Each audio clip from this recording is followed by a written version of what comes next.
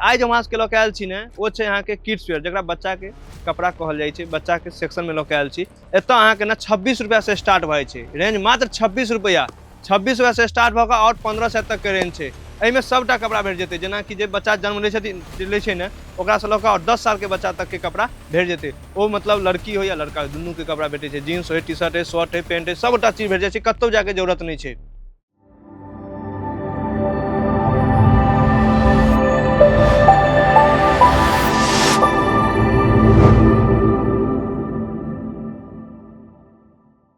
नमस्कार, जय मिथिला जय मैथिली। हम चुनू कुमार झा अहाँ के स्वागत करै छी अजमेरा फैशन में। अजमेरा फैशन जे सूरत के सबसे बड़का कंपनी छै, एकेटा छत के नीचा में सब चीज भेट जाय, जेना कि साड़ी, सूट, लहंगा, पेटीकोट, बच्चा के कपड़ा, मेंस वेयर किट, सबटा चीज एकेटा छत के नीचा भेट जाय छै। दोसर ठमा जाय के कतौ जरूरत नहीं छै। आउ कुछ सैंपल देखबै छी और हम बात करै छी।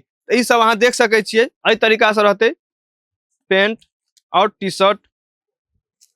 हम पार्टिकुलर रेट के नहीं बतबै छी, मतलब चीज उठा के एकटा हम रेट कहलहुँ ने 26 रुपया स्टार्टिंग प्राइस है, जरा झबला में अपना सब जो बच्चा जन्म लै छै ने तकरा जे झबला देल जाइ छै ने ओकर रेट भेलै। आब धीरे धीरे जेना जेना कपड़ा बढ़तै तेना तेना रेंज बढ़े जेतै, इहो बात हम अहाँके कहि दै छी। आब ई चाहबै जे हम मतलब 1 साल के लऽ लेलहुँ और मतलब 2 साल के नहीं लेब, नहीं, एहिमे रेंज बनबऽ पड़त, एहिमे क्वालिटी अबै छै, एहिमे अपने तो कनी खराब पहिरियो लेबै लेकिन कपड़ा बच्चा के कपड़ा खराब नहीं पहिरै छै, बच्चा के लोग नीके पहिराबऽ चाहै छै। किया तऽ ओकर मतलब नरम रहे छै चमड़ा, तो ओहि हिसाब से अहाँ सब देखियो देख सकै छियै।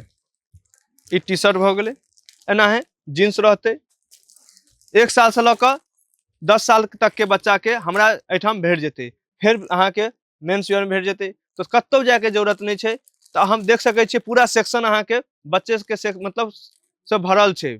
एहिमे अहाँ के मतलब ई भेट जेतै, टॉप भेट जेतै, जींस भेट जेतै, टी शर्ट भेट जेतै, तकर बाद अहाँ के अखन शेरवानी भेट जेतै, बच्चा के सबटा चीज भेट जेतै। तो नया नया वेराइटी हमरा सब लग अबैत रहे छै। तो अहूँ सब कतौ जाओ नहीं, आओ एक बेर अजमेरा फैशन आओ और माल लऽ के जाओ। जब नया बिजनेस करै छी तो एकर अहाँ के कम से कम 50 से 60 हजार के रखै छियै तो अहाँ के एकटा रेंज बनत। मेंस मतलब बच्चा के कपड़ा कहै छी तो सब में रेंज बनबऽ पड़ै छै।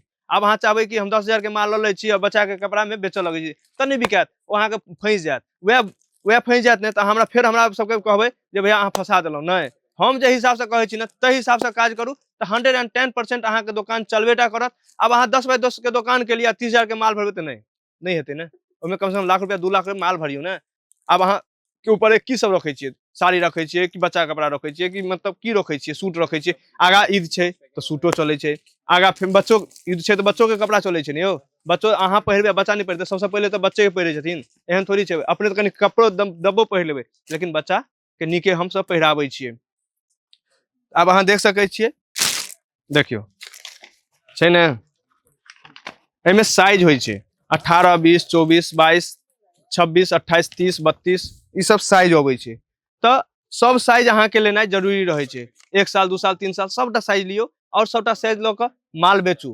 कोनो भी दिक्कत हैत तो हम बैसल छी ओइ लए। आबऽ के कतऽ छै, आबऽ के छै अजमेरा फैशन, रिंग रोड, सूरत आओ, सुराना 101 पर। तो मतलब नीक लागे वीडियो तो लाइक कर देबै, सब्सक्राइब कर लेब चैनल के और लाइक कर देबै, कमेंट करनाइ नहीं बिसरबै। तब तक जय मिथिला जय मैथिली।